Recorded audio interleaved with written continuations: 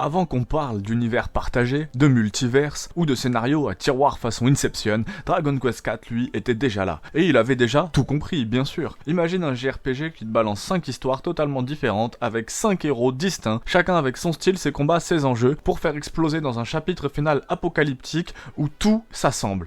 Et bah c'est pas un jeu, c'est un pulse narratif, une masterclass, un manga, un anime, un putain de tour de magie en cartouche NES et puis ensuite en cartouche DS. Et toi t'étais là à jouer à Candy Crush. C'est honteux.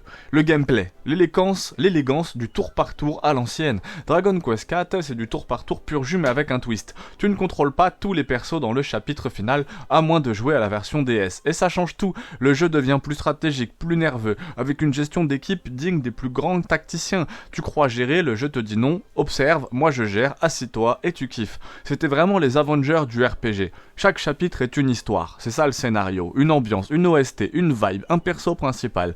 C'est du storytelling à la Tarantino, version RPG 8 bits. Le marchand solitaire qui se bat pour survivre, la princesse badass ensuite, les deux sœurs qui cherchent vengeance, le guerrier amnésique et au final, un héros mieux qui rassemble tout le monde pour affronter le mal. Si t'as pas des frissons, t'as pas d'âme.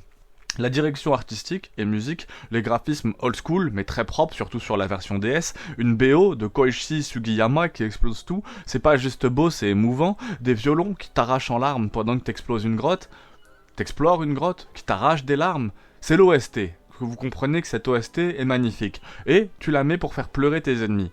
Comparaison, tu kiffes Octopath Traveler?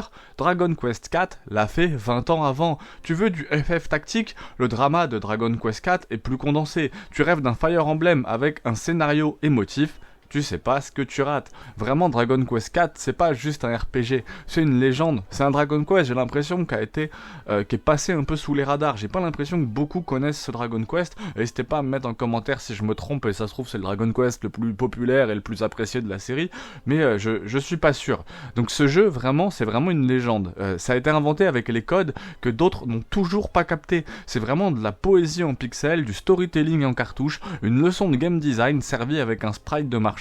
Est-ce que tu veux la vraie expérience? Prends la version DS, parce que c'est comme regarder Blade Runner en VHS ou en Blu-ray. Le fond est le même, mais la claque n'a rien à voir. Donc oui, il y a eu la version NES et la version DS de ce Dragon Quest IV que je connais pas du tout. Autant j'avais entendu parler des 3 premiers, j'avais entendu parler de ceux qui arrivent. Voilà, moi j'ai commencé mon premier, ça a été l'Odyssée du Roi Maudit, donc le 8 si je dis pas de bêtises.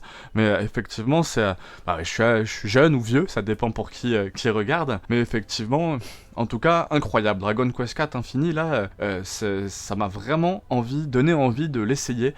Si un jour je le trouve sur DS, là, je vais regarder, pourquoi pas se le faire sur DS. Si un jour je le retrouve sur DS, ou s'il y a un remake Switch, peut-être, je pense que sur DS, ça serait le mieux. Donc, n'hésitez pas à m'en parler en commentaire, ça m'intéresse. Force à tous et à très vite.